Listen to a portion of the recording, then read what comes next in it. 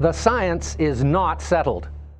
I'm going to tell you why carbon dioxide isn't going to end life on our planet, but instead is responsible for the existence of every living thing on Earth. 10 years ago, Al Gore created a documentary called An Inconvenient Truth.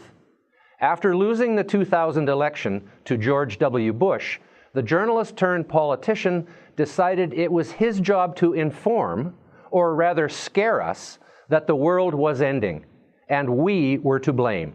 The assumption is something like this: the Earth is so big, we can't possibly have any lasting harmful impact on the Earth's environment. And maybe that was true at one time, but it's not anymore. But here's the problem. Al Gore is not a scientist. His sleek presentation was simply not true, and I'm about to set some facts straight. Is the Earth warming? Well, yes. There's been slight warming in the past 300 years since the peak of the Little Ice Age. But guess what? There's no scientific proof that this is caused by carbon dioxide. And simply asserting a hypothesis does not prove it to be true. But that doesn't stop environmentalists, activists, and the most troubling, politicians, from calling carbon dioxide a toxic pollutant that will destroy life and bring civilization to its knees. It's so bad that governments say we need to tax it. But think about it. Carbon dioxide, also called CO2, is responsible for all life on Earth. It's the building block. Without carbon dioxide, this would be a dead planet, because all plants breathe CO2 just like we breathe oxygen. So what would happen if eco-activists got their wish and brought an end to all CO2 emissions from fossil fuels? Well, eventually the Earth would begin to die from a lack of CO2. Look, I care about this planet. I love nature. I was born and raised surrounded by nature on Vancouver Island, in the rainforest by the Pacific. You couldn't even get there by car when I was a child. I excelled in science in school, and between my love of forests and science, I ended up studying ecology, the science of how all living things are interrelated, and how we are related to them. While doing my PhD in ecology in 1971, I joined a group of activists who also cared about the environment. It was the height of the Cold War, and we were worried about the threat of all-out nuclear war. We met in the basement of the Unitarian Church to plan a protest voyage against U.S. hydrogen bomb testing in Alaska. We got huge media attention with our efforts to try to stop the bomb testing. And while we didn't stop that bomb test, it was the last hydrogen bomb the United States ever detonated. This group eventually became known as Greenpeace. Ever heard of them? I spent 15 years on the front lines of the environmental movement, in the top committee of Greenpeace, which soon became the world's largest environmental activist organization. But over time, Greenpeace moved from wanting to save civilization from the destruction of nuclear war to believing humans were the enemies of the Earth. Now remember, I have a PhD in ecology. The first principle of ecology is that we are all part of the same ecosystem. But the Greenpeace message was becoming more and more full of rhetoric. I found myself the only director in Greenpeace International with an education in science. So when the group launched a campaign to ban chlorine, an element essential to public health, I had to leave. Since then, I've taken a sensible approach to environmentalism, one based on science and logic, not sensationalism, misinformation, anti-humanism, and fear. Let's first look at the long-term history of the Earth's temperature and CO2 in the Earth's atmosphere. I'm going to focus on the past 540 million years since modern life forms evolved. The purple line shows the CO2, and the blue line is the global temperature.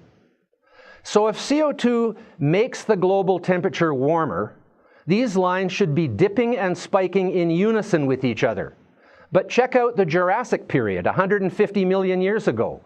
The temperature plummets while the CO2, the purple line, goes up.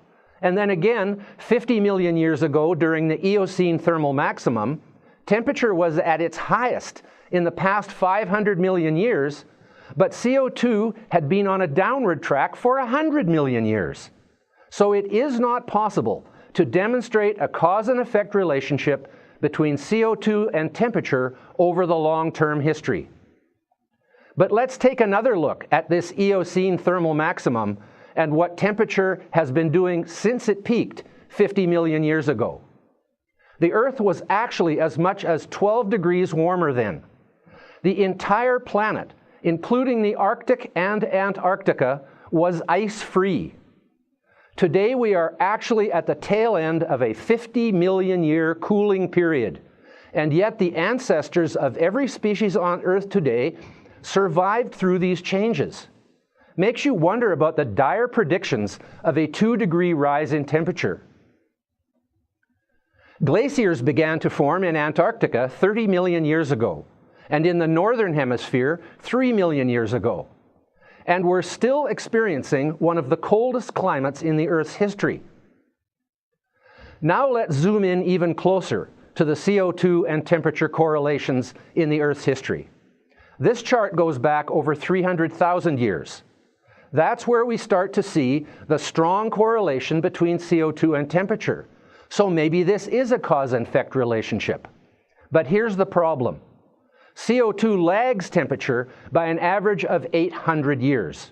So temperature changes are making the CO2 levels increase and decrease, not the other way around, as the cause never comes after the effect.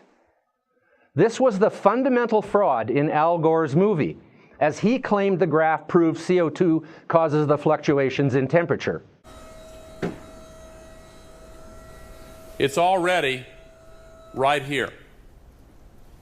Look how far above the natural cycle this is, and we've done that. But ladies and gentlemen, in the next 50 years, really in less than 50 years, it's going to continue to go up. When some of these children who are here are my age, here's what it's going to be in less than 50 years.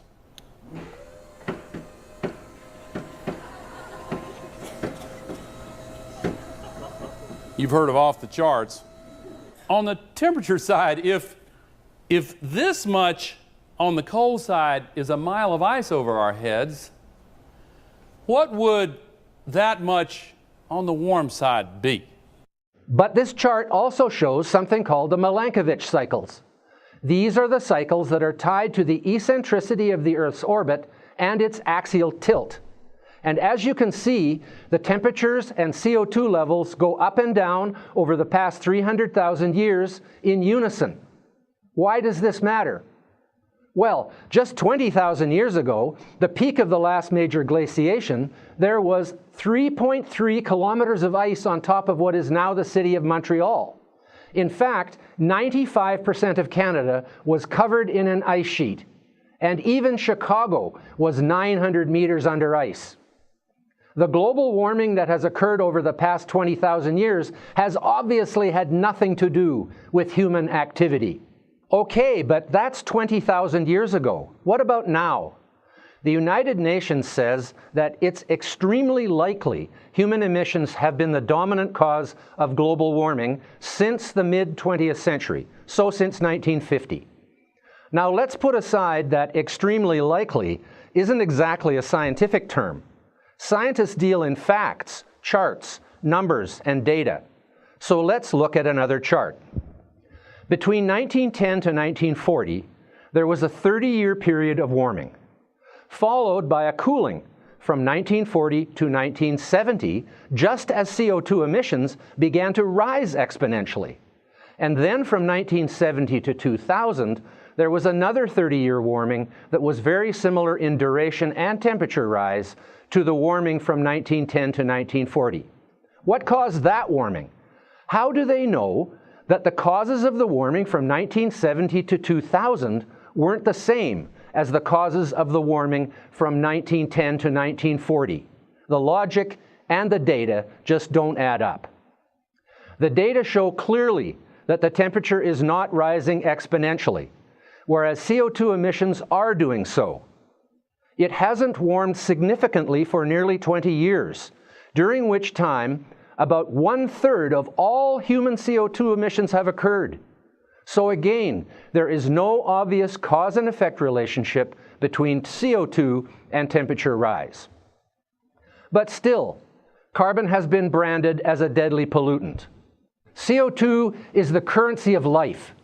It is the most important building block for all life on Earth. All life, including our own, is carbon-based. We shouldn't be demonizing CO2 as a pollutant.